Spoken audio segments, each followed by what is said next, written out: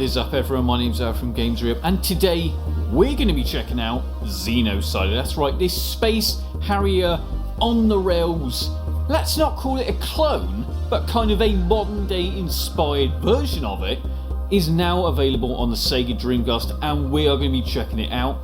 Now this game's been supplied to the channel by Ian Sellers, one of my subs, so thank you so much Ian Sellers for, you know, supplying the channel with a copy of Xenocider. And oh my god, this Synthwave shooter, we're going to call it, looks absolutely fantastic. Let's check it out.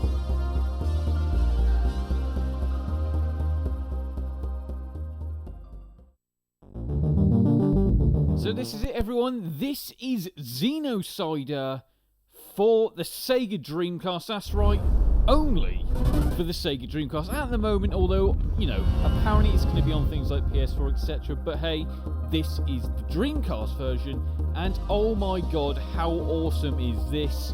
I'm going to call this a kind of a synthwave shooter, if that makes any sense at all. So if you know the game Space Harrier, yeah, you know that Space Harrier, then you're going to know exactly the style of game that Xenocider is going to be.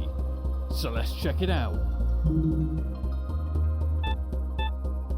So we're going to be looking at one mode here, and it is the story mode, and one hell of a story mode at that.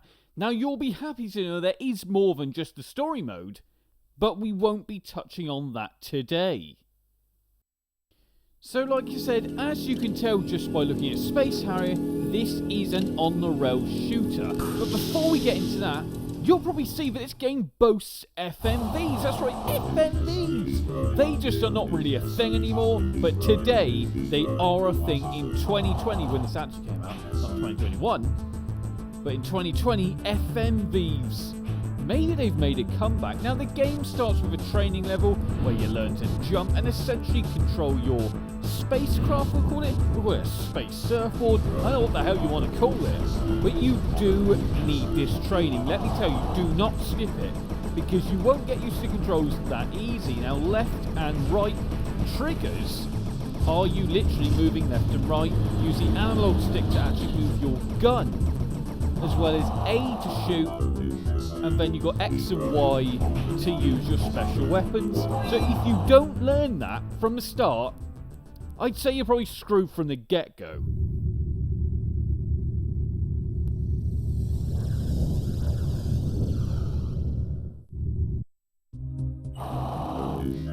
Now before each level you also get to use points. You can collect points and upgradables throughout each game, and as you can do them, you can go and spend them to upgrade your character, which is awesome. It's a great bit of customization to get you really deep into what you're about to do, and it really is worth doing and a great added little bonus. Now you'll also be pretty glad to know there's multiple paths here, so you don't just have to go one route and on to the next level.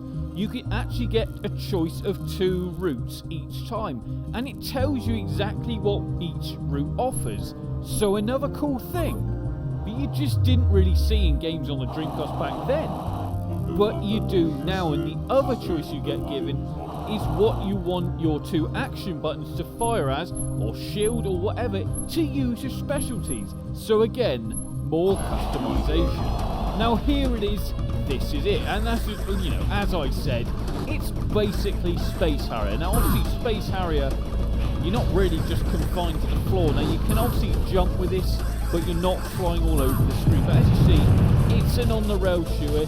It's very, very similar. Even to me, I think the projectiles are very, very similar to Space Harrier. You know, and it makes me wonder, were the Retro Summers team massive Space Harrier fans? It wouldn't surprise me. Maybe they just love the genre and thought, hey, there's not really been many of those since. I mean, maybe there's a reason why, but to be fair, they've done a fantastic job on this, and as you can see, this is a beautiful looking game. I mean, the music itself is absolutely fantastic, it gets you pumped, and it gets you wanting to play it more. Now, at the end of each level, you have a boss battle. That's right, there's a boss battle on each level. Now, obviously, they start pretty damn easy, and, you know, all you have to do is really shoot a few parts of that monster, and you can tell, because if it flashes white, you know you're hitting the right area. Now obviously what I would advise is save your specials for these, because the first one's not so bad, but they do get a lot harder, a lot quicker. The other thing is, there are special levels in between each level where you get a chance to earn an upgrade coin, which again is fantastic, but I did fail first time.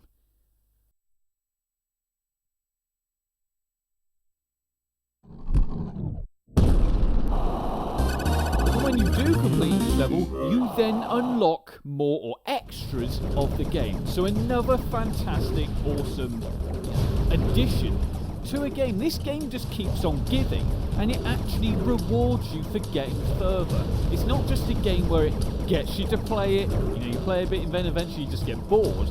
This is not one of those games. Now, like I said, the difficulty does mount up pretty quick, so when you're a few levels in, you are going to find it a lot harder. Enemies are stronger, bosses are all very, very unique. I mean, Christ, that's a lobster boat thing. What the hell is that? I mean, how cool of game design is this? And, it really pays off for this because it's a beautiful, colourful, vibrant game.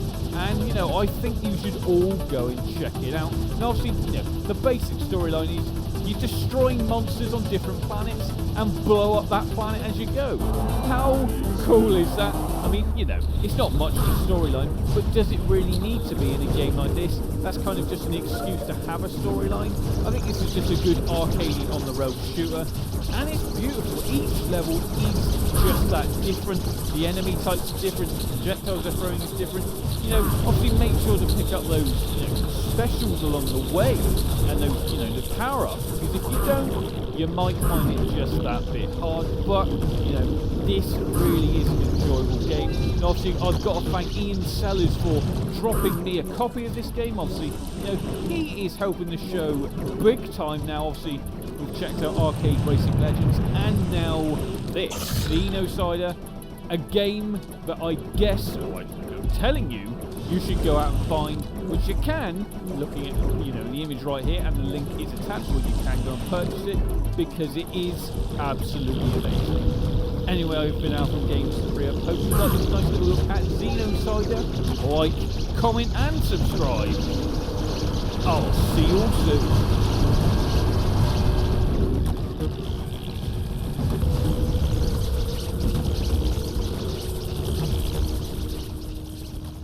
You can now support the channel on patreon.com/gamesrip, as well as remember to like, comment and subscribe.